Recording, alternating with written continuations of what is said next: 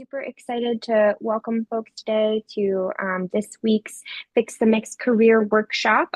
For those of you who haven't had a chance to join one of these with us yet, our Fix the Mix Career Workshops are really an opportunity for us to bring the community together, talk about career development and mentorship, and designed to connect our students and early career professionals in the We Are Moving the Needle community with some leaders in the industry, and have a great mentorship conversation and learn about different areas of the industry and ways that you might be able to develop your career. These sessions are really designed to provide some tangible grounding to practical questions that you're facing. So this really is a discussion-based conversation. Ali and I are going to kick it off with some Q&A back and forth, and I've got questions that those of you who RSVP'd submitted as part of your registration. But please do, chime in the chat.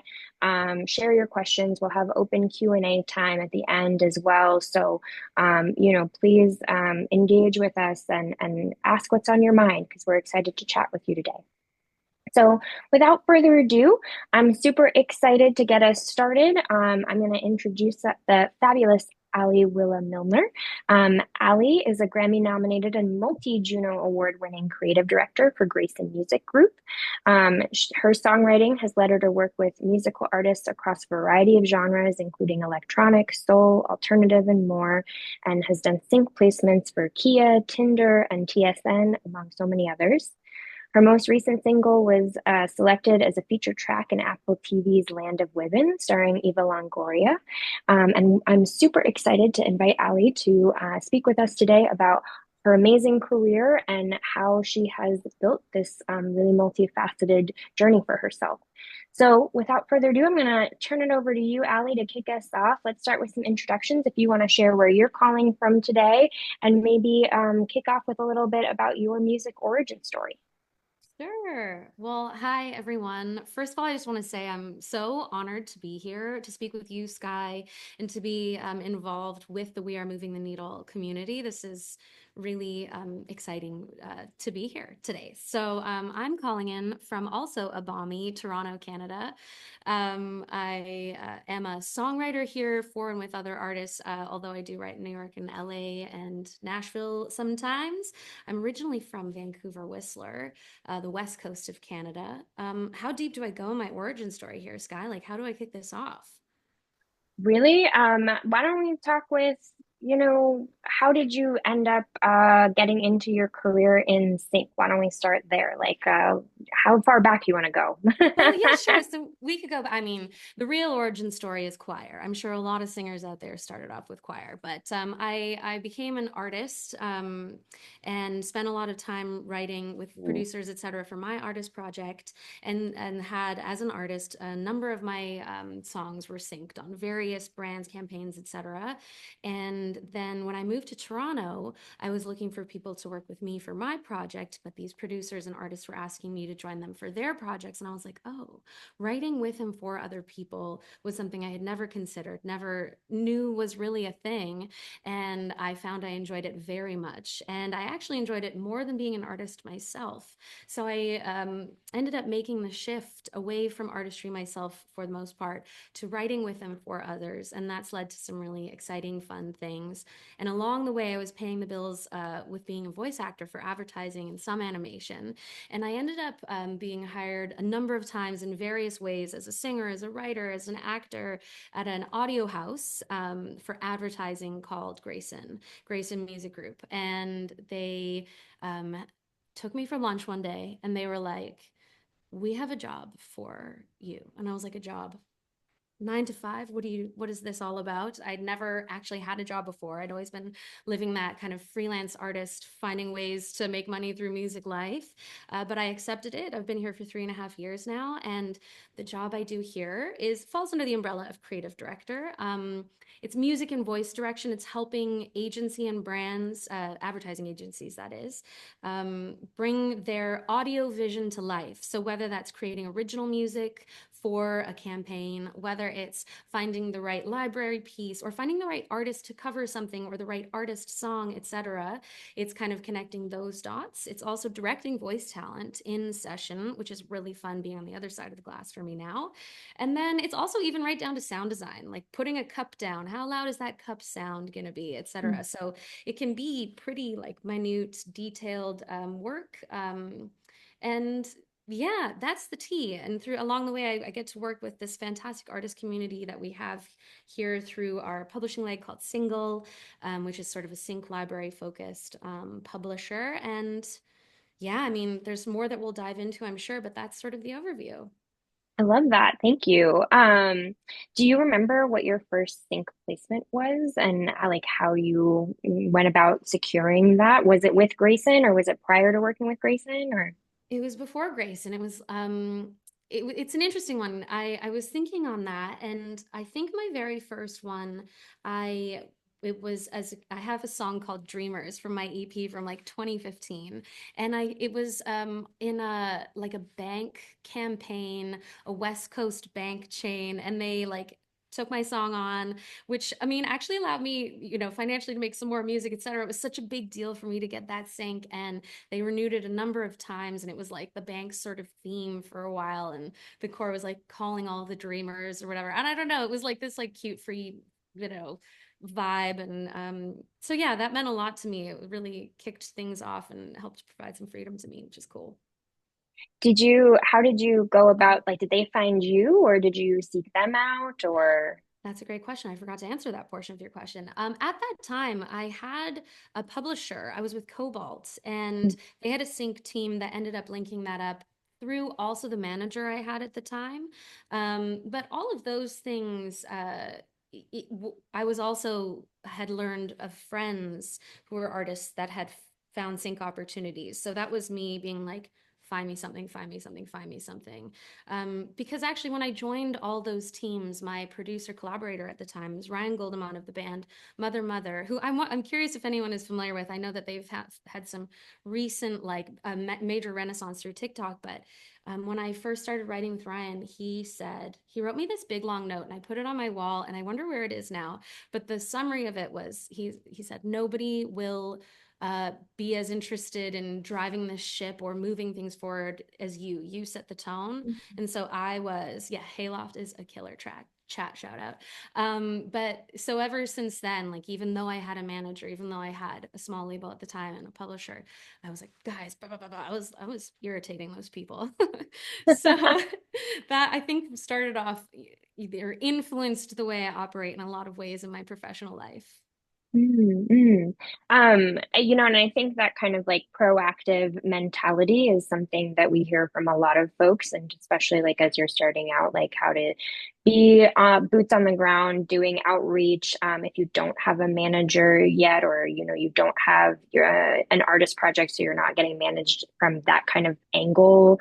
You're doing a lot of this work kind of proactively. And I'm curious, there's can sometimes be a fine line between that advocacy and proactive work and overly badgering someone, and Mhm. how you found that balance for yourself, or any like particular tricks you found that made your outreach perhaps maybe like more effective and stayed within the bounds of like not angering someone, but being persistent in the right way. It's it is a balance, and I think there are kind of a couple layers to that because I think firstly,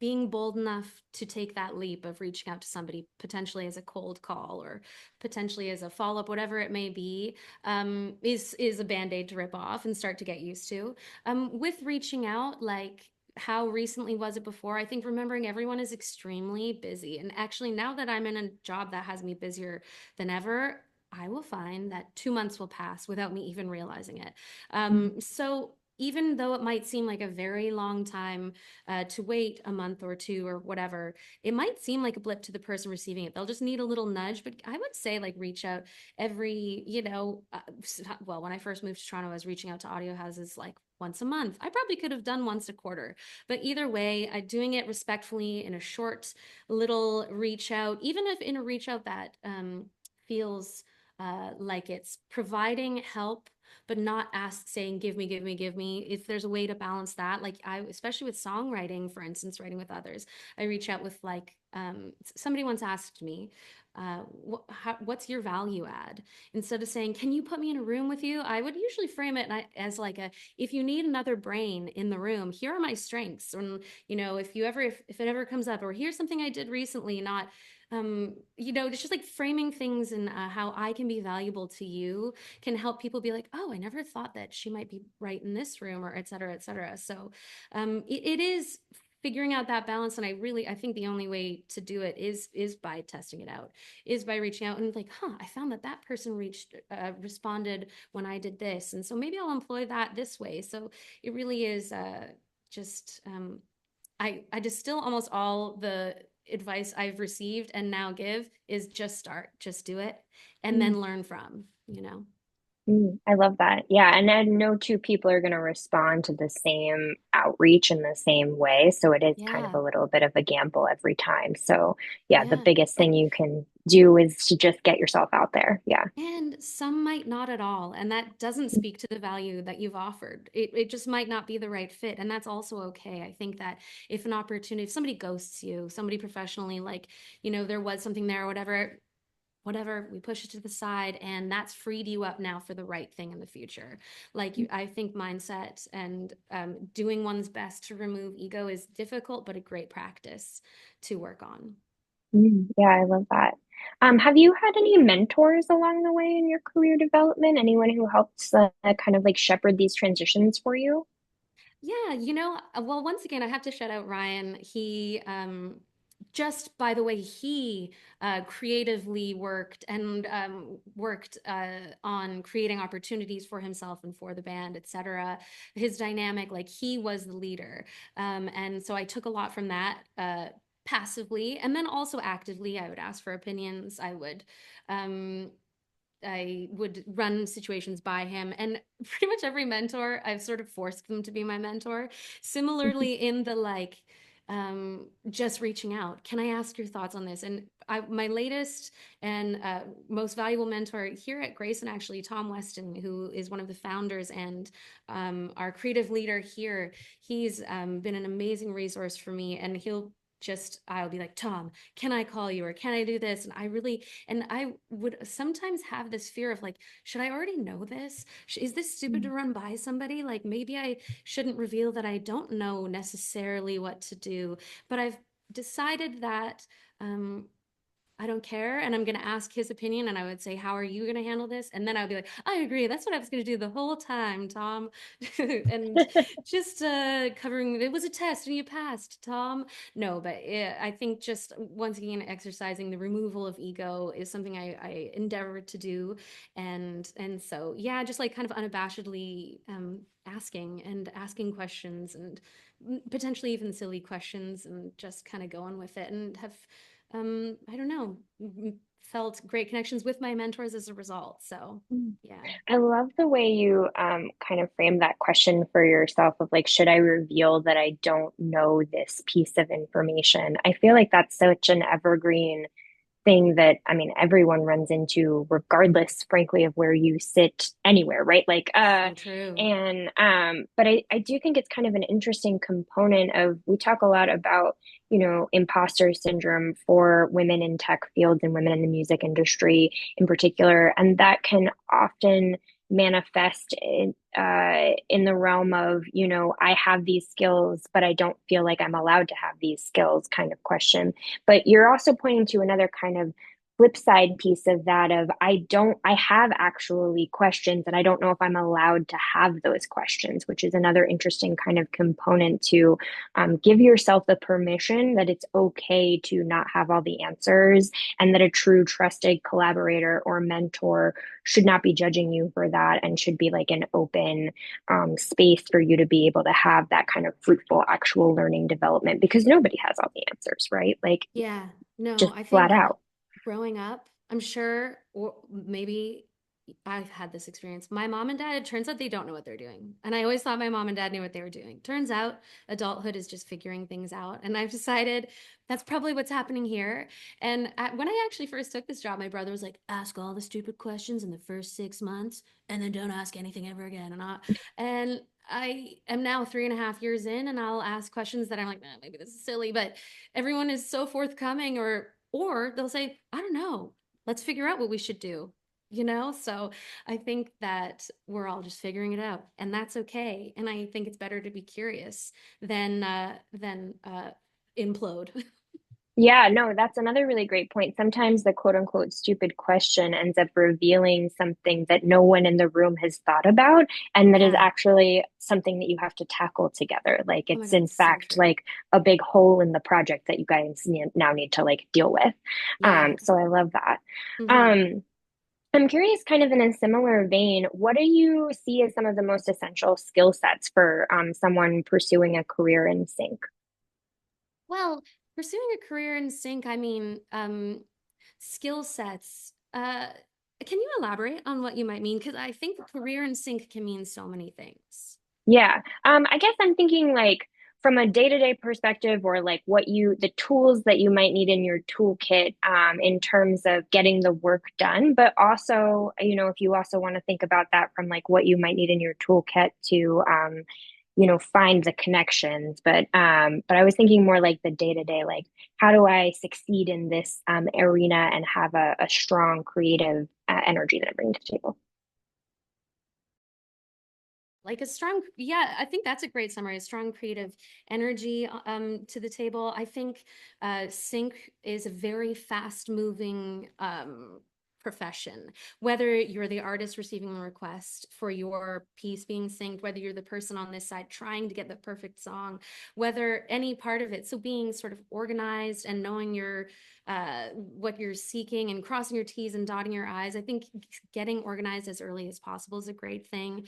On the artist side, like a literal toolkit. I'm not sure if we have many artists in the audience today, but I mean, knowing this your songwriting splits or your master splits, and like learning who is cool with like you controlling what is being said yes to in a sync request, for instance, getting your metadata embedded into your files, etc. I mean, I do think although sync is very creative and artist based, um, having our shit together is a very helpful thing in moving up.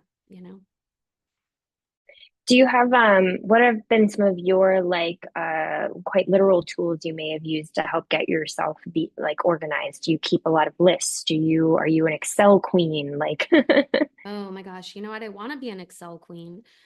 I wish I was. That's not the one, but I am a Google Doc individual, and I do use my notes a lot. I make sure, well, again, on the songwriting side, making sure my collaborators are marked down on every like note or Google Doc that I have, full names. If I can snag an IPI number like on the day or in the following weeks, if it looks like the song is becoming real, that's a thing for sure. And but otherwise, like emails, I mean, I'm always working to be more organized. I don't know if I have a secret tool, but um, my calendar is also a super helpful situation, meaning the actual tool of having it in there, writing in the notes section, etc.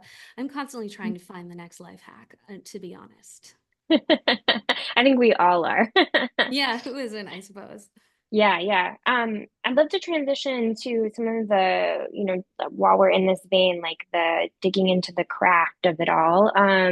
You talked about your experience starting as an artist and a songwriter for yourself and transitioning into, really finding your love of writing for others. And I'm curious if you can talk more about how, taking that into the world of sync, what has kind of brought you joy from like a craft perspective there, or if there's feel things that you feel like people don't know enough about, like they think about it maybe as just advertising, but if there's a step further for you from a songwriting perspective, what you see from that angle.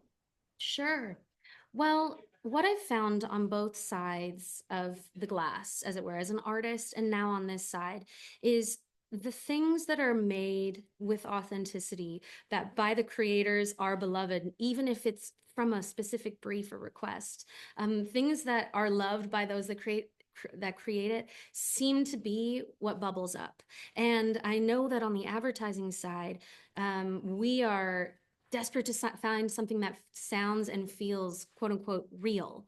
All music is real, but there's just something when it maybe is attached to an artist that has an experience that we know that that experience led to this song, or like there's just some sort of quality to it that really seems to shine through. And so I think for creators or creatives, if they have received a brief that feels specific, what can you pull from it that feels honest to you anyways? Because everyone will receive that same brief. It's probably fairly, been sent out to a number of people. So what feels like, your experience? What can you make that you really dig from that? And so it's situational. It's different every time, but I've found that as an artist, and then now as a creative director for these works, that is what shines through. And actually, I mean, I do have an interesting example of a very specific brief that I hope you guys will agree when you hear it. It just sounds like the people that made it had so much fun, and it led to awards for the audio house and the creatives, etc. And it's just such a fun little piece. Is that a good segue? I feel like that's a Yeah, great you segue. just teed me up. I was gonna say that was gonna be my next segue. You want to share a brief to air? I would love to. Well, so the brief for this was for Reddit. They do a kind of a yearly roundup. And the overview was like, how do we sum up this? It's a little older now. This is summing up 2021. But I immediately thought of like, that's just something I'm so passionate about with sync, is like, make something you like, because people get so caught up with maybe they'll like this or maybe they'll like that, and then it just sounds, it just doesn't like click. And then with this one, so it was very specific. They even sent a list of like, here are some like things that happened in 2021 we'd like to nod to in the song, and gosh, it was a weird year, et cetera, et cetera. And we needed to be 2 or 3 minutes long, which is quite long for like a piece in an ad world. Usually we're working in 60, 30, 15 seconds. But yeah, so really it was like, how do we round up 2021, especially the highlights from Reddit? And this is an artist called Molly Moore, and she did it with a producer called Davey Badiak and Gold Chain, and it's just so fun. So shall I share my screen? Yeah, let's do it. Here we go. So yes, once again, this is something made by folks for Reddit. Here we go, share screen. Oh my god. Okay, we can all see it. Okay, fantastic. Full screen. Let's take a spin.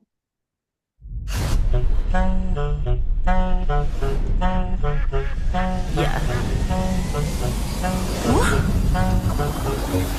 Millionaires going to the moon like Dogecoin. Prices going up, up. Oh boy, rising like crypto. Low-key was a hit though. Bernie and his lit, so lit, that's a gift though. Supply chain don't work, that's a bad cost. Wall Street bets, diamond hands is mad talk. NFT fresh minted, that's ad hoc. Grandpa took a selfie with a chipmunk, huh? Yeah, the oddity is a commodity, and we still under money when I'm up the beat. Everything is strange, we should flip the page. Up and down like a roller coaster. Coaster, coaster. Up and down like a roller coaster. Coaster, coaster. This is truly the strangest timeline. Donda, Squid Game goes Wanda. Everybody out here trying to build karma. Ask me anything and I will tell ya. Or maybe bad luck Brian could help ya. Are you team Moderna or Pfizer? Be your own boss, chase all your desires. Hang out with friends, that's required. Me up, IRL, not just cyber. The oddity is a commodity, and we still under money when I'm off the beat. Everything is strange, we should flip the page. Is it gonna get any weirder? Weirder. Is it gonna get any weirder? Weirder. Is it gonna get any weirder?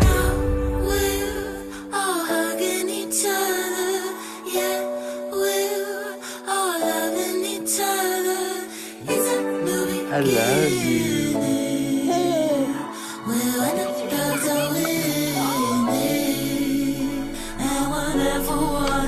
Marry me?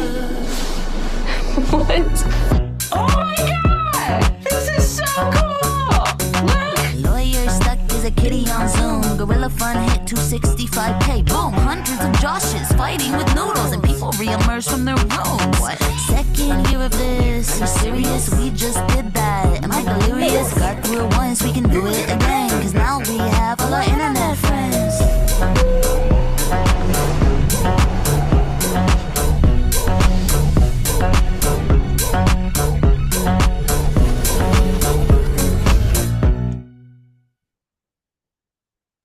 You know? Cute. So you said they were highly specific about like kind of what they wanted you all to weave into that. Did it end up feeling a little bit at any point like you were stuck with one final jigsaw piece that you couldn't make fit? I mean, there's always that sort of thing, really in every job. But that team. I wasn't in the room with with those writers, but I do know they had to make a couple tweaks that were difficult or challenging. But once again, that falls into the like, okay, there are these strange guardrails we have to work in. How do we make it work? And I just, once again, you can feel that must have been such a fun room. Like they had such a great time, clearly, and it really does translate. So yeah, like, at that point you pivot. Yeah, yeah, of course. Mhm. Thank you for sharing. Yeah, thanks for listening. I'd love to talk a little bit more about like the briefing process and Sure. specifically also how that plays in with maybe some like camps, which I know is like also really, popular in the field right now and an area where we've heard, there can be a lot of successes for folks that can also be really frustrating sometimes in terms of like navigating the briefs, the placements, all of these pieces, and wondering if you can kind of demystify the world of sync writing camps a little bit.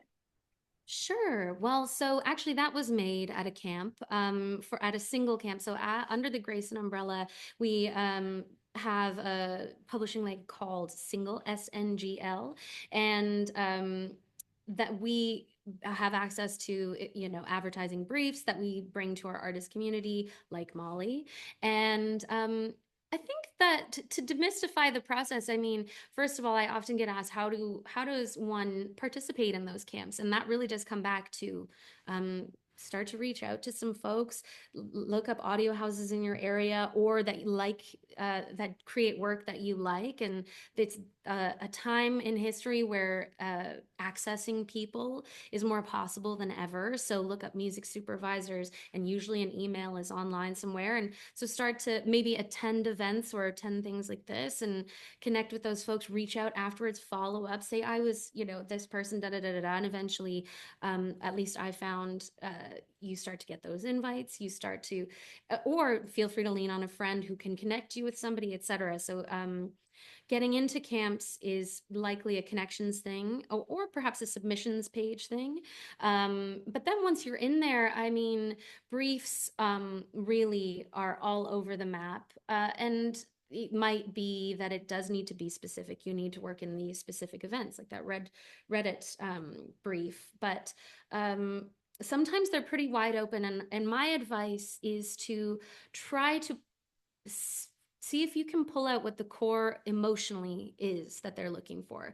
Often there'll be descriptors like triumphant or energetic or nostalgic. And so what does that mean to you? Or what does, and, often if it's a well-known brand, you can look into their past commercials, advertisements. If it's a film, maybe the director's previous work, etc. And see how that might feel in their world, and then how you can apply it to something that speaks to you. Because nostalgia can mean so many things to so many people. What is a funny one to try to interpret is emotional. And so just essentially doing a little detective work in multiple ways of figuring out what they mean. And then again, how can that lead you to creating something you like? Because another part of it is there are going to be a lot of people writing for that brief.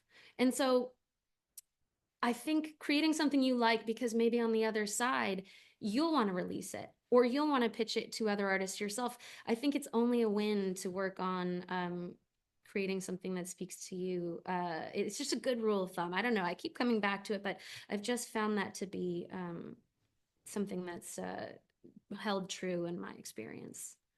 Yeah, yeah, absolutely. I love the way you're highlighting research. I always feel like that is like that background kind of due diligence work is so critical for anything from like, in this instance, what you're talking about, like getting to know who your client is, but also, from the outreach perspective, going back to what we were talking about before, like getting to know who you're reaching out to and why, and Yeah. like how you might be able to best talk about your work within a realm, as what you said earlier, in terms of like what value add can I bring to the table here? I think that those two things go hand in hand. You can't answer that question of what is my value add if you don't first do a little bit of digging into what's the background and the scene here that I'm working with.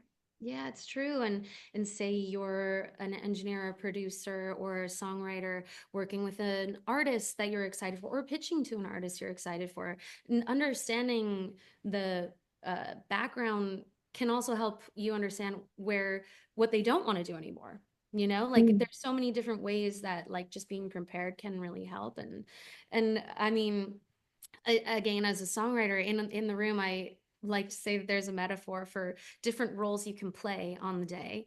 And somebody, and I wish I could remember who told me this, like uh, metaphor, because I use it all the time and I want to credit them. One day I'll say it and then somebody will remind me that they told me that. But it is that in every songwriting room, you could be a woman giving birth.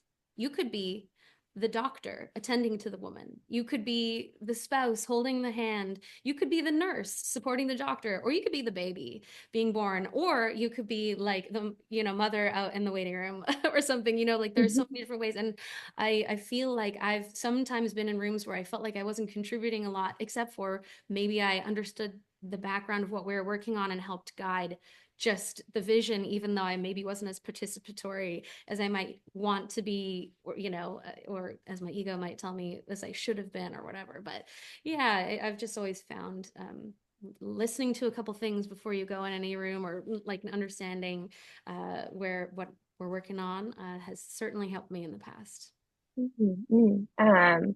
I love also, this kind of recurring theme around like checking your ego a little bit for yourself, or knowing how to create that balance when you're coming into such a creator heavy space where there's a lot of different voices. I'm wondering how you, for yourself, navigating perhaps if you've ever been like the only woman in a creative room, like how you've balanced, making sure that you don't let yourself get lost perhaps in the shuffle, while also that kind of needed ego check that we all creators, kind of have to Mhm. confront, and how that's looked for you in practice.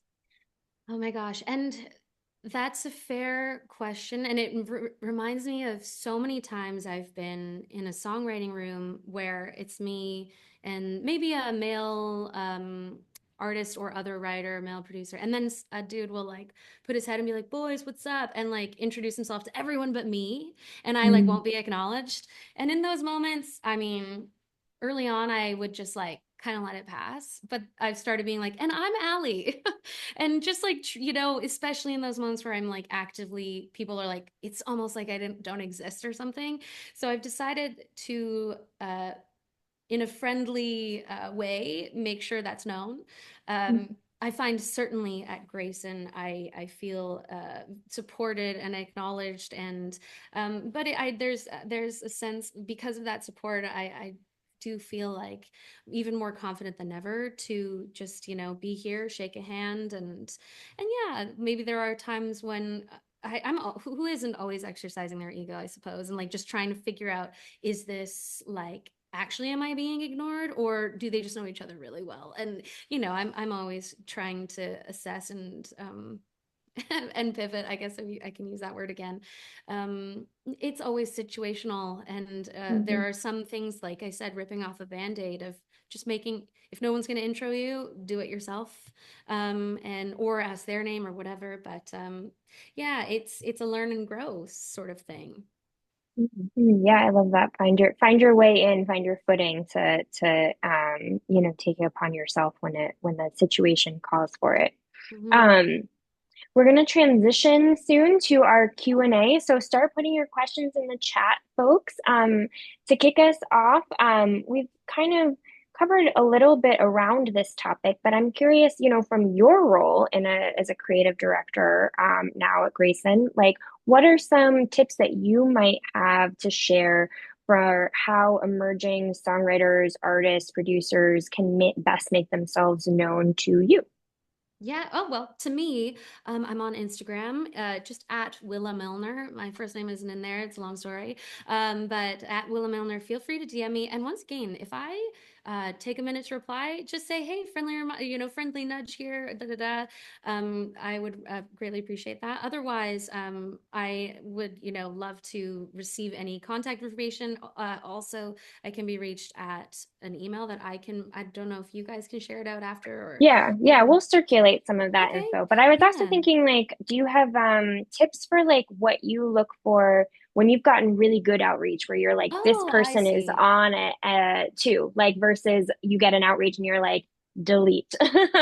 Oh, well, I do have a specific thought. There's actually a gal who's reaching out to me right now for coffee, and um, I'm impressed because it feels low, no pressure. We've had to reschedule a couple times, but she seems cool, and I just really appreciate the way she's going about it. The messages are quite short, just, whereas I've also received, "Hey, Ali," and then everything else feels like a copy paste.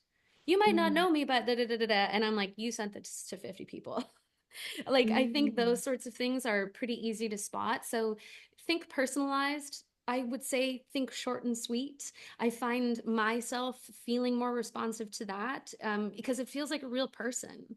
But, there's even literally been people I know who've sent a big long message, meaning artists in the past, and we've even worked together, and I'm like, ugh, this DM or this text feels like I'm on a mailing list, and it's easy to ignore at that point, to be honest. So I think human, short and sweet is usually a pretty good rule of thumb.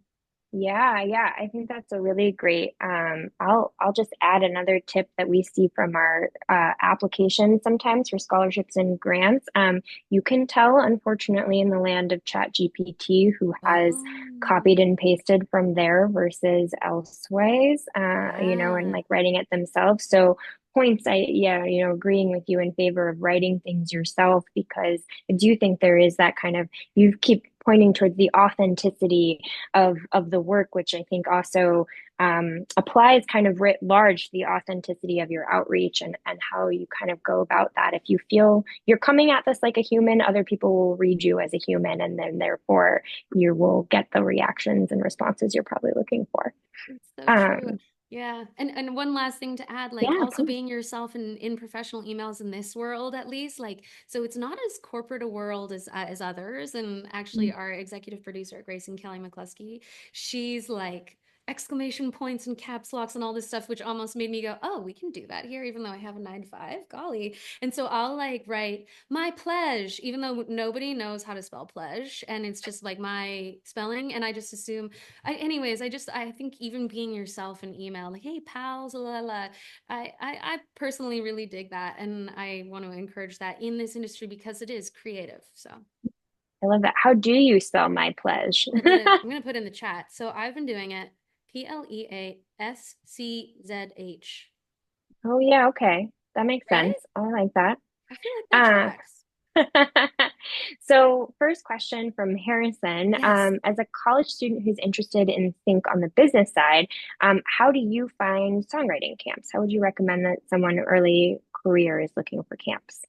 Looking for camps. And so again, there are a couple different sorts of camps. Is it a sync camp for advertising? Is it a camp that's writing for songs that are for a specific artist or perhaps for a specific label who house a number of artists of different genres, etc.? So first figuring out that, and then say it's in this world, the sync and advertising world, look into the idea of audio houses. You could even audio houses like Grayson Music Group, and then see sometimes on their Instagram, like advertising houses or even directors for advertising will post spots that they've done and tag the artist or whoever might. So you can start, or like if you see an ad that you really like, Shazam it or something, or like there's usually credits online. So doing that legwork of like collecting, you're like, oh, I really like how this person does stuff for ad work, and then keep a list somewhere. For this other side of things, I mean, depending what city you're in, I'm sure that there may be songwriting circle sort of communities, even if it's just an Instagram page, and then you can figure that out. A lot of rights organizations. So in Canada, we have SOCAN. I know that you guys have ASCAP and BMI. There, at least at SOCAN, we have A&R folks that represent writers and producers as just SOCAN writers, and they will be like, oh, you're looking for co-writers, or oh, you're going to LA, or oh, you're going to New York. We know that these other SOCAN folks are there, and I think you'd work well with them. So I think that it's often forgotten that rights organizations are meant to support you beyond just that. Oh, I see that in the chat, but I'd be curious to know if BMI or ASCAP could support you guys in that way. Something to consider. But I really think social media is an incredible tool to connect with artists and writers, etc. Great, thank you. We don't have a super huge group here, so I'm going to also go ahead and say, Veronica, I saw you put your question in the chat. If you want to unmute yourself, you can ask it live if you'd like. Hi, how are you? Hi, good. Thank you so much for speaking to us. So I'm Veronica. I'm from Florida. I'm a producer, composer, engineer, and I love writing for a variety of styles, and I'm super interested in getting involved in sync. I was wondering if there's certain trends that you've seen or certain demand for certain styles. Great question. It is ever evolving, and I mean, every ad is so situational, but I will say I've noticed a lot of sort of vintage or vintage inspired work coming up as references. An interesting one that was a reference, and I think because it's surprising and fun and super energetic, people are always concerned about energy, is Baby No Money Edamame. That was one that was bubbling up quite a lot. And I mean, sort of a remixed style of orchestral here and there seems to come up. So, yeah, I would say those are the top three. Really, like when I say vintage, I mean like 70s Italian or 80s Italian seems to come up a lot. Like, just those fun things. And I think that to me, a through line in some of those is uh, they're a little bit imperfect. They're a little bit surprising. They're a little bit left of center. Nothing super clean usually. So it's just something to lean into once again, the humanity of what you're doing. And if there's a little mistake, you're like, wait, that's kind of cool. Like lean into some things like that, or a sample that's like, maybe that's too weird. I don't know. What happens if you roll with it, I love that. Thank you. And thank you. No, I appreciate it. Maya, you have a great question about voice acting. Do you want to unmute? Sure. Thanks so much for being with us today. My pleasure. Yeah, you mentioned you started out with voice acting. I've noticed that I've been like getting in contact with some local audio houses, and there seems to be a lot of call for voice acting. So I was just kind Right. of like curious, is that like a good way to start building relationships with audio houses, like, and what does that look like? Yeah. Well, thank you for your question. And I did say my pleasure, but I meant my pledge. So just wanted to circle back to that. But it is a great way to get to know audio houses. My very first job in an audio house was actually for singing, and it was for a McDonald's ad, and I did get to sing ba da ba ba ba. So that's iconic. But I started getting called in to sing with them a bunch, and then I asked them to put me on the list for some voiceover stuff. And first of all, voiceover is a really fun and surprisingly creative world. I know it's words on a page, but there's so many different ways you can bring it to life. So just creatively, and it's an exciting, weird little path to fall down. And so I encourage you to do it just for fun. It can be great money, depending. And so it can be a really wonderful supplemental hustle or side hustle that turns out to keep you pretty comfy. And then, yeah, it's a great when you're in there and you're meeting like the folks that are in the audio houses, and they're like, hey, I'm, Jeff. Maybe look at LinkedIn and see who Jeff is. And if Jeff is like like a creative director or, something like that, hit him up afterwards. And also, I don't know how active you guys are on it, but I say get LinkedIn. Uh, get a profile on LinkedIn. It is like such an amazing way. Like I say social media and typically mean Instagram, especially for the artist world, but in the sync and advertising world, LinkedIn is an amazing way to connect with people, to snoop credits and then be like, oh, I love what this, music supervisor did or placed. Click, oh, there they are. I'm going to connect with them and then message them. But like a LinkedIn page can be so valuable. But to summarize, yes, I think you should absolutely pursue a voiceover career for like every reason. So if you're finding that that's coming up, I say go. I say do it. Thank you. Thank you. It's very cool that you mentioned that it's kind of another avenue for, financial stability. That actually is a great lead into Maria's question here in the chat. If Oh, Maria, you yes. want to unmute yourself. Hi, Ali. So nice to meet you. My Hi, name is Maria. Maria. Nice to meet you too. I'm a songwriter, producer, and engineer. And I'm based in Miami right now. So I'm looking maybe to work in the Latin music industry, but I've lived in New Orleans and I've worked in New York too. So I'm kind of Amazing. like seeing where I can find my footing more. And my question is, as someone who is like trying to grow more and more and more, what is an advice that you would give us to like still find some financial sustainability while we like find that, I don't know, just report in our career where we can just get more briefs for sync, songwriter, which I'm like sure it's a great way to just have like some financial success, but while you get to a point, like what is an advice that you would give us so that we can like finance our careers and hopefully keep it in the maybe creative side so that we are not like completely sidetracked to somewhere else? Oh my God, totally. Hey, Thank you. thank you for your question, and it's nice to meet you too, Maria. Um, so with sync, when I think sync, I think it's an artist song that is being licensed. But there's also another world where there is composing for film, TV, and advertising in more of a work for hire scenario, where there may be a demo fee, and it's still pitched, but if you um, win that job, that's one thing. But either way, if you don't win it, you'll get the demo fee, and often maybe that piece they'll then own that copyright. It's a longer thing, and every house I'm sure works differently. But composing and then winning that job it's a shorter like route to a payday. So like how do it's like a longer explanation that I'm trying to truncate. Like I know what you're saying because I'm a yeah. film scorer. So I'm actually doing my master's in film scoring right now. So I Ah, compose. fantastic. Yeah. Well, and So I I've know been looking into that too, like just that's because I want to do song, of course, the song part is sing, but I also want to compose for TV, film, ad, etc.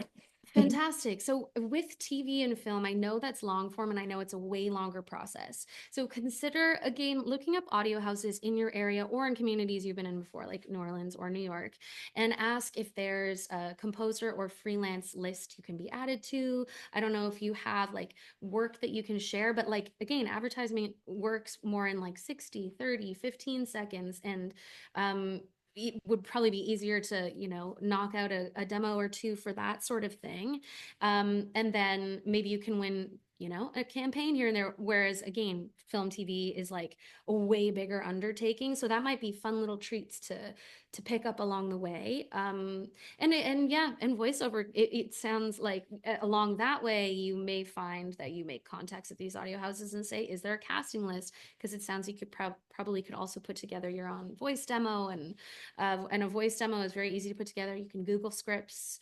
All you need to do is do, again, short and sweet, show what sort of variety you can do. Can you do like the car ad, like welcome to blah, blah, blah. Can you do a PSA where it's like, it's 10 times a year, da, da, da. Can you welcome to Petco? Like how many people can you be? Throw those on a 30 to 60-second demo, email it out, and who knows, right? There's also voices.com. Like if you're interested in voiceover, I know it's like this weird mysterious like industry, but again, just is to like email people, like just get some materials together, get a version of a one sheet, a little pitch, and then start with that short and sweet reach out. Do you mind if I send through these materials? Yes, we'd love to see it. Boom.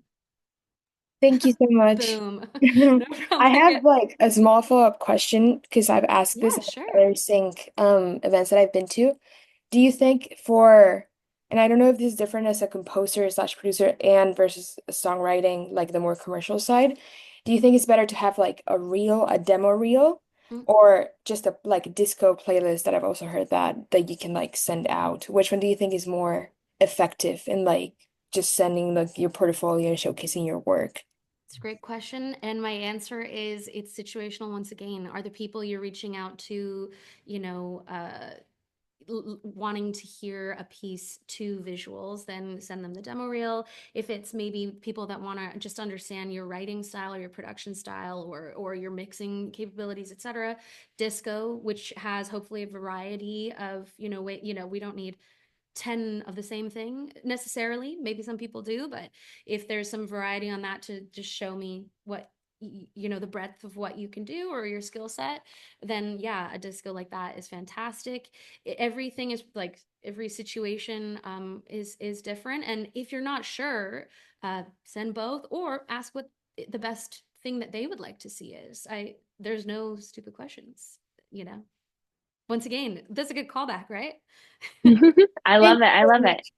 it. Thank you. Thank you. We're gonna go to Bridget, who put a question in the chat. And then Colby, I see you have your hand raised as well, so we'll go to you after that. Awesome. Excellent. Hey, Ali. I'm Brigitte. Nice to meet you. Hey, Brigitte. And yeah, and I'm a songwriter, and I've recently been collaborating with some people. I'm in Los Angeles, like some songwriters, producers, like instrumentalists, like making some songs for sync Awesome. pitching.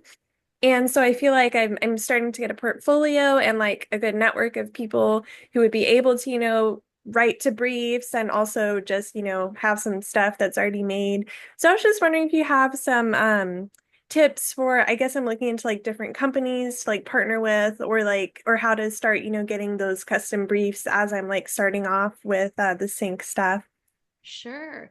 Well, I early on when I was about to sign on with like a manager situation, they said this phrase, "Let's date before we get married." And so if there's a way that you can say, "Can you send me some briefs? I'd love to show you what I can do, and I'd love to understand your work style as well." Because I think in each scenario like that, keep in mind that you're interviewing them too, and you're seeing if you like them. So yeah, I think just like actively requesting, saying, "Hey, I want to hit some briefs. Here are some strengths I've worked in," or do you have any active things like do you have I've in LA there have been a couple of publishing companies that will send that they have like a mumble track only, but they want lyrics on it. So you can say anything like that. I can, try my hand at, etc. But it sounds like you're doing all the right things. I just want to affirm you're on the right track, and maybe put together the list of like your pie in the sky. Oh, that would be a dream, and then check LinkedIn, reach out to some folks, and uh yeah, I feel like I keep saying the same thing, but it really is it really, you're doing the right thing, and just pound that pavement and see who you like the most, and then really lean in on that if you can. I hope that answers your question. I think so. So like you recommend just like looking up the sync companies and like messaging Yeah, them on LinkedIn. message them Okay. on LinkedIn or look online, because sometimes you can even find like if you find that it's the music supervisor for this thing is this name, and then like Google their name and their company and then the word email, and sometimes you can find the email, just sometimes it's on their website, and then reach out. And also again, a human way to connect is if you're a fan, tell them why. I really love the work you did on this, and I'm here. I wanted to reach out because I think we could potentially do some great things, or my strengths lie in that world, and I'd love to share some things if you're open to that. People love and always want to find amazing new creatives and collaborators. So assume they're waiting for you to fall into their inbox. Okay, thank you for the tips. Yeah, of course, and good luck, Brigitte. Thank you. I'm going to turn it over to Colby for our final question, I think, of the day before we wrap up. Ooh, thank you so much for all this. Thank you. I'm a producer, engineer, songwriter, And I'm mostly on the artist side, but I have done a lot of sync stuff, and I do a lot of sync stuff. And I recently started doing trailers, which is crazy. And I guess I'm just curious, like, as I have started to get more, and I do like custom music for Mophonics and Storefront and stuff like that. And I guess my question is like, I get a little worried sometimes that as I get more visible on the stuff that is like custom music and sync and whatever else, that I'm going to be pigeonholed into doing that I love doing it because I love the creativity of like hit this sonic target, and I feel like that's what I'm great at, which is why it's been fun. But like, I guess I'm just curious, because you've really seemed to juggle both of them well, and being involved in projects that are straightforward like artist projects, and then stuff that is like custom stuff, kind of like, where do you have any insight on that, or maybe just reassurance? I don't know, but it just like, it gets a little scary sometimes when I'm like, I'm excited about this opportunity, but like, that's not ultimately like, sure, I would like a $50,000 paycheck, but then after that, I'm not super stoked on continuing to do trailers. So I mean, great question. I think that I do know people who have a sync-focused project, a pseudonym, a nom de plume. I've got one of those. Yeah. Nice. I think that, okay, so this is like, I kind of think we're at a time in the world where people can be many things. I was actually listening to, once again, Baby No Money. I'm realizing like I really love him as an artist. I don't know. And I just decided to just put on his like top, on Spotify, his top songs, and every song sonically is like the complete opposite of the other. And it's still him, and it still feels true to him. And then you'll snoop artists say, and they will do a Moonlight, and they'll be like, I did this one trailer for this. I think there's like, in the past, it would have been that you had to be one or the other. Yeah. I do feel that this time it doesn't feel like we have to be in one, box. We don't have to fall under this one thing anymore. I think the world has changed. And so I think it is actually just like, cool, look what I did. And I think people just think whoa, that's sick. That's a really skilled person. And I think you can still be the artist thing at the same time. I think so. My summary is, I want to reassure you. I think that it's okay to do that now. I just feel like, as like a female producer specifically, like people are really looking to pigeonhole me in general. And so I guess like that's like the main thought there. Obviously, like you can be a dude and make one mid hip hop track and work for the rest of your life in whatever you want to do. Murder beats, what? But it's like, sorry, Canada. But yeah, I guess just like in that specific, like role, I feel like you're more likely to get pigeonholed, but I appreciate the reassurance. Uh-oh, she's frozen. Yeah, where I'm sitting as like, oh, am I frozen? Oh no. You're not anymore. You're back. Okay. From where I'm sitting, like professionally in this industry, and then also in the kind of songwriter looking for artists to work with thing, I think that just makes it seem, I don't know, it just creates depth in it, like from what you're describing. I just think it makes it seem like you're really skilled, and that's really cool. I wouldn't worry on the front, but it's a question. It's a fair question. Thank you. Frozen? I think your internet got a little choppy there at the end, but no worries, because I know we are a little over. No, it's all good. Thank you so much. I know we're a little over time, so we're going to take the internet as a sign.